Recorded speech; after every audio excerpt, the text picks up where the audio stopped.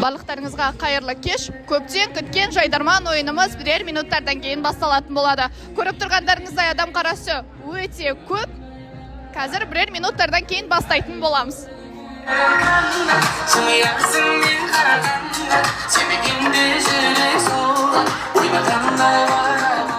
Алдымен өзіңіз туралы таныстырып кетсеңіз. Есім Ақтан, Ақмола облысы жастар ресурстық орталығының басшысы қызметін атқарамын. Жастар саясатында 7 жылдан асып кетті.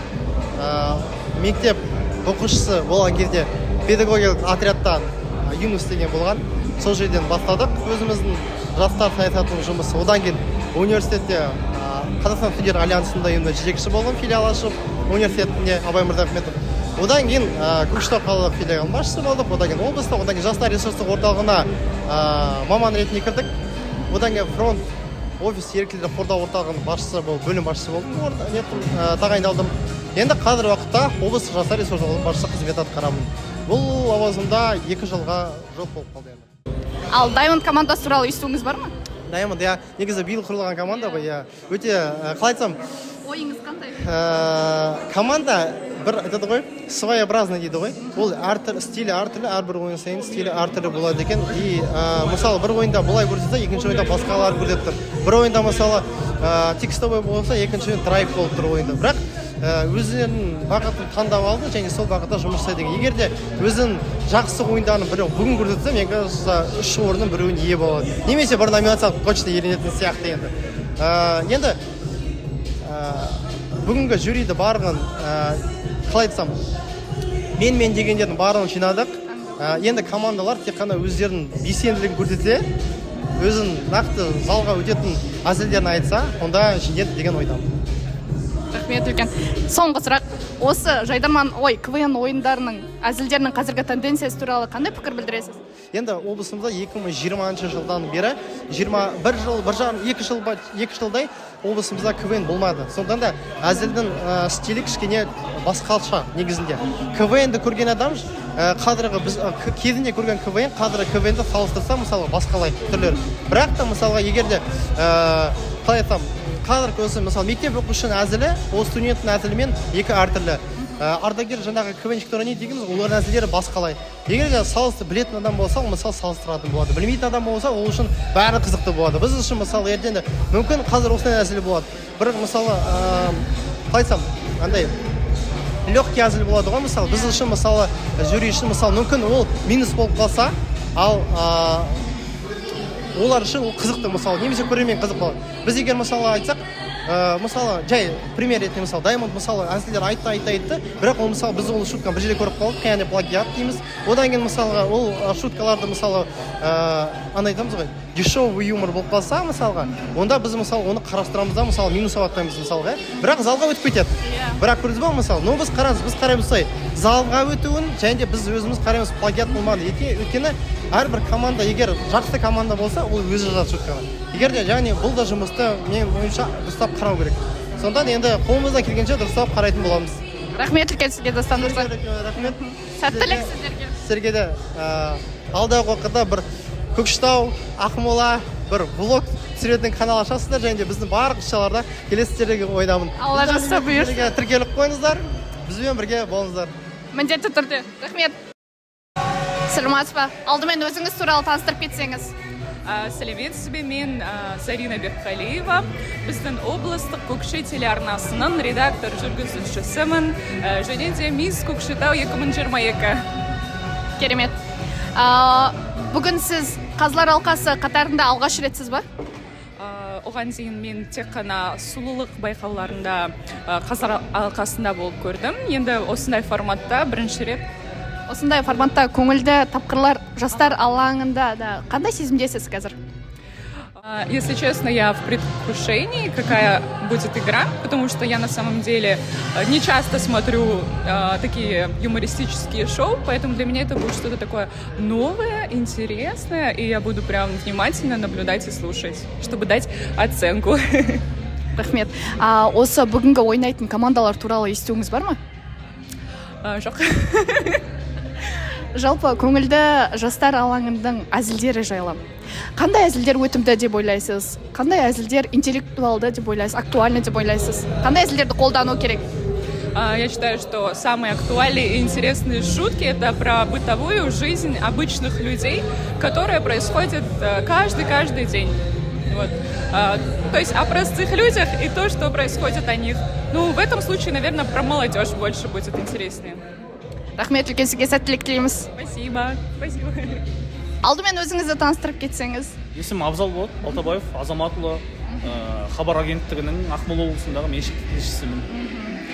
Бүгінгі командалар, ойнайтын командалар жайлы естуіңіз бар ма? Облыс әкімінің кубогы, қателеспесем, қатысатын командалар жақсы білем. Себебі мен осыған дейін қалалық лигада Әділғазы болып 2 рет отырдым. Жартылай финалда өткен аптада отырдым. Біраз мықты командалар қатысып, өздерін мақтанысын айтты деп естіп жатырмын. Даймонд командасы туралы естуіңіз бар ма? Иә, Даймонд командасы туралы естуім бар. Өткенде маусым ашарда балалармен көріп танысқам. Мен сол кезде де айтқам, жалпы Жайдарман деген бұл көңіл тапқылар алаңы, бұл жерде елдегі мәселелерді қордаланған жеткізуге болады. Үлкен сахна атқары, өйткені биліктің адамдары келеді. Сол жерде осы Даймондтың балалары осы мемлекеттік тілді насихаттауда үлкен жұмыс атқарып отырған, қатты ұнаған болатын. Бірінші ойында көрген кезде ұнады балалар. Ал екінші ойында мен бүкіл көрерменнің алдына шығып айтқан болатынмын. Бүгінгі ойында, жартылай финалдық ойында ең керемет өнер көрсеткен команда Даймонд деп ойлағам. Ізденістері балалардың өте жақсы, маған ұнады. Бүгінгі ойында да сәттілік тілеймін. Рахмет үлкен сізге. Соңғы сұрақ. Жалпы Жайдарман ойындарының, КВН ойындары, Көкшетау қаласының КВН ойындарының бұрынғы ойындар мен қазіргі ойындардың айырмашылығы қандай? Нақты айырмашылығын айта алмаймын, себебі мен бұрындағы Жайдарманды білмейді екенмін. Әйтеуір біздің Ақмола өңірінде Жайдарман кенжелеп қалған сияқты көрінетін маған. Мен Жайдарман ойындарын сахнадан барып көрмеппін де. Әділғазы болып барғанда бір рет көрдім. Бірақ та қазіргі жастардың талабына қарап, қазіргі жастардың қызығушылығына қарап, Жайдарман өте керемет дамып келе жатыр деп айта аламын. Тіпті үлкен сахналардағы басқа да республикалық ойындардан кем түсіп жатқан жоқ. Тек мынау командаларды бір мотивациялық тұрғыда дамыту үшін әрмен қарай қаржыландыру мәселесі, балаларды ынталандыру үшін жүлде қорын ұлғайту керек деп есептеймін. Яғни ол балаларға үлкен мотивация береді. Рахмет. Рахмет үлкен сізге.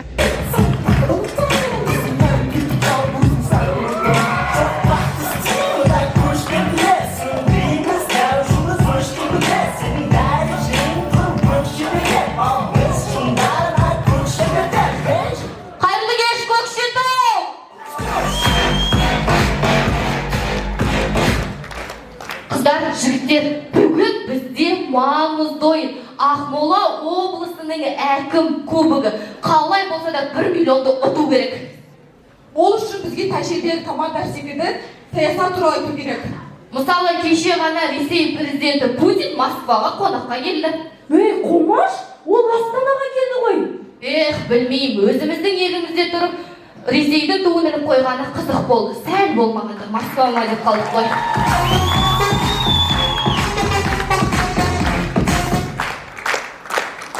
Осы қазақтарды мүлдем түсінбеймін. Араларына бір орыс кірсе, орысша сайрай кетеді. Енді бір елімізге орыс келіп еді, елордамызды өзгертіп жібердік қой.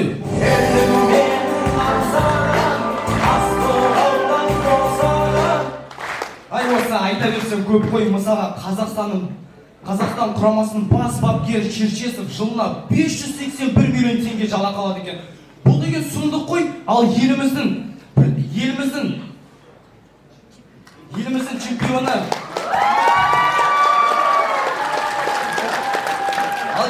чемпионы Елдос Сметов жылына 31 миллион теңге жалақы алады екен.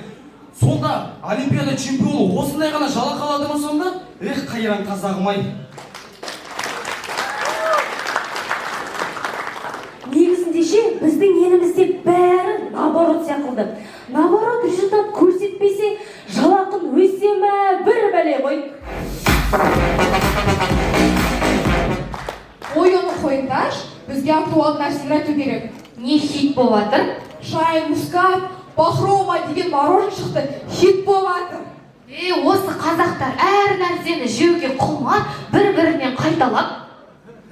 Ол қайта жақсы ғой, тамақ жеп жатыр, жоғарыдағы ағаларымыз сияқты бюджетсін, ақшасын жегеннен қарағанда.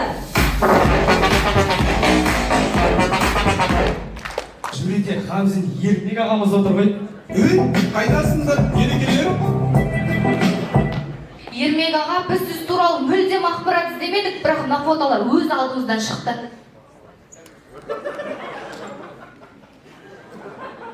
Не білем ол Ермек аға? Черновик деген нәрсе болмаған ба? Ол ма? Мына фотоны қарасаңдаршы. Мынау не мақсатта түсірген фото өзі? Бір ауызбіршілік жоқ фото екен. Мына фотоны қарасаңдаршы сендер. Қиял, не фото мынау? Сәл-пәл пикмилаусыз ба? Бір бәле ғой.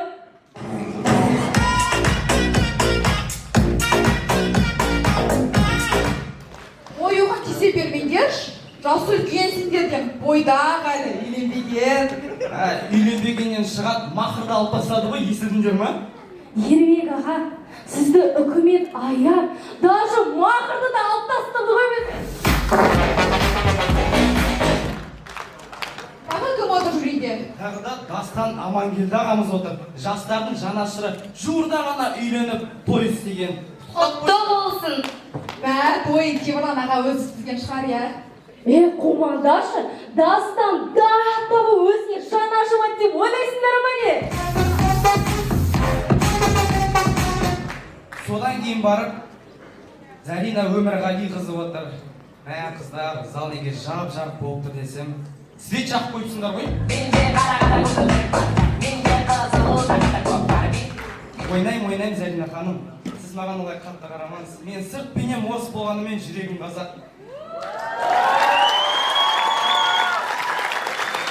Мен қыздар жайлы өсек тасымаймын, керісінше олардың үйлеріне құшақ-құшақ гүл тасимын.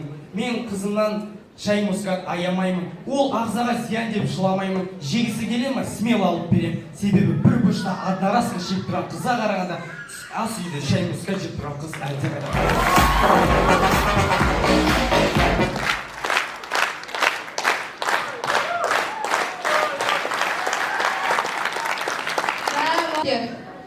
Тағы да Әліби ағамыз бен Жандәулет ағамыз отыр ғой. Олар жайлы не дейміз? Олар туралы дым айтпай қойықшы. Ендеше осындай көңіл күймен біз бастаймыз.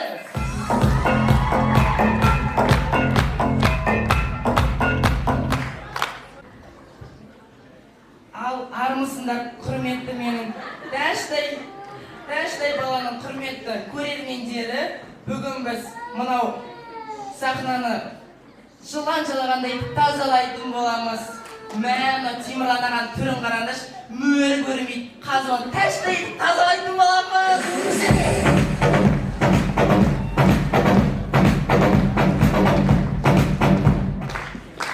Көреміз достар, әлемде жалғыз еркек қалса. Папалар қайыққа кетті? Жан, сен бұл өмірде жалғыз еркексің. Қойшы рас па не? Я? Ол күшті онда мен кеттім. Алласты қайда кетіп баратсың? Енді бүкіл әлемдегі қыздарды қанағаттандырып үлгеру керек қой.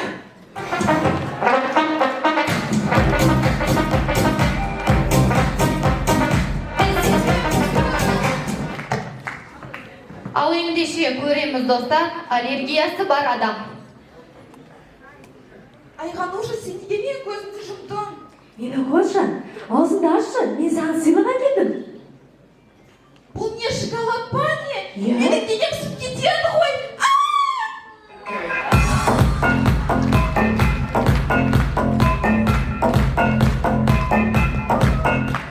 Ал ендеше көреміз достар, Темірлан аға тек халал той басқарамын деп 3 айдан соң үйінде.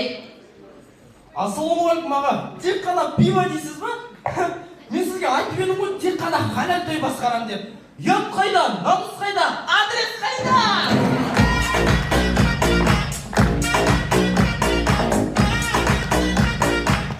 Ал ендеше көреміз достар, ауылда болған оқиға. Ауылдың таза ауасына-ай, табиғатына-ай. Ауыл деген күшті ғой. Мен мына қымыздан да ішіп жеп.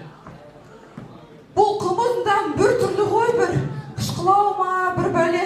Қаланың химиясын ішіп үйреніп алғансыңдар ғой. Бәрі бірден бір түрлі басқаша. Өй, су араласқан көп шығып қойғансыңдар ғой. Мә. Бәрі бір түрлі. Бұл айғыр ғой. Ойбай, бием аяқты екен ғой.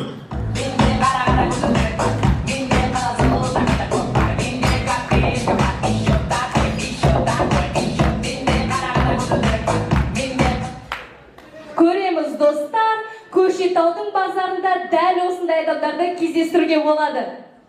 Брат, жүстен өз жетпей жатыр. Оны не істейсің? Нан алам.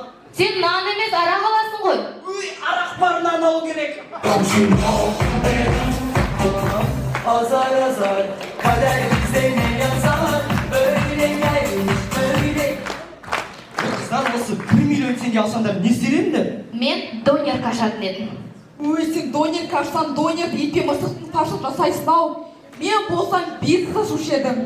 Нина бар, сен бизнес туралы дымды айтпай қойшы. Сен бизнес өзін даже бәрібіне татымайсың. Неге? Кеше ғана сені TikTok стримде көрдің ғой, отырсың. Пожалуйста, достар, ақша жіберіңдерші, Каспий номер үстінде деп. Жарай, оның бәрі фигня. Мен болсам Гугушамен бірге қосылып, Капро нәски сатушы едім.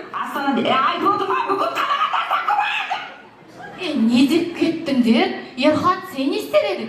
Мен болсам 1 миллион теңгені алып, қайырымдылық қорына жұмсайтын едім. Қазақтың жігіттері жасамаған істі мен жасаймын.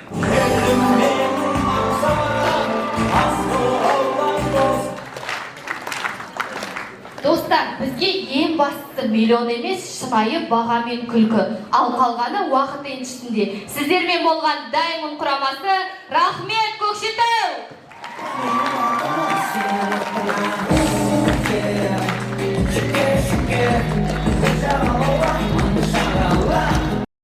Сонымен алдарыңызда Шухан Уәлиханов жанындағы Көкшетау университеті жанындағы көп салалы колледж командасы Даймон құрамасы. Сонымен қыздар, жігіттер, осы ойынға дейін қалай келдіңдер? Біз осы ойынға Ерлан Шоқанұлының арқасында келдік. Маусым Ашарға Ерлан Шоқанұлы арқасында бәріміз бірге дайындалдық. Бірде 4 ойынына қатыстық, онда үздік болдық. Бірде 2 ойынына қатыстық. Ол кезде бізде вообще ошибкалар болмады. Және осы ойынға келіп дайындалып отырмыз. Настрой бәрі күшті бізде.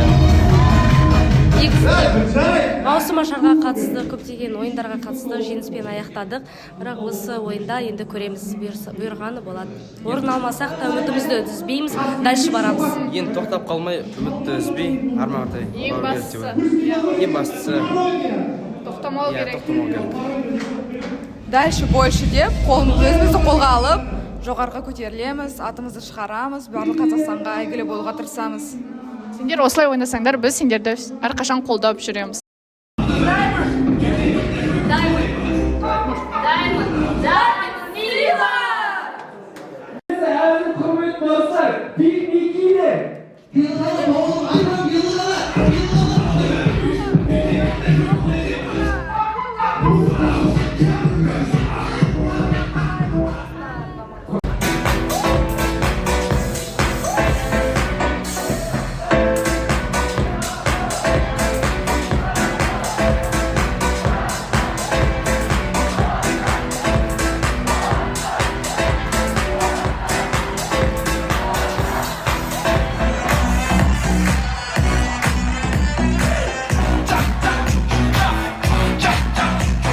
Сонымен ойынның аяқталуына бірер секундтар қалды. Қазылар алқасын әділ шешім шығару үшін жеке кабинетке жіберді.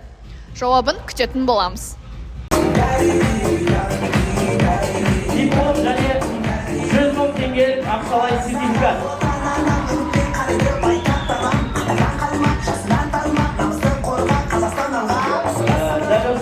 Диплом Ақмола облысының әкім кубогы 2024 көгілді жастар алаңы ойынына қатысып, көрермен көзайымы номинациясына ие болған Таза Қазақстан құрамасы.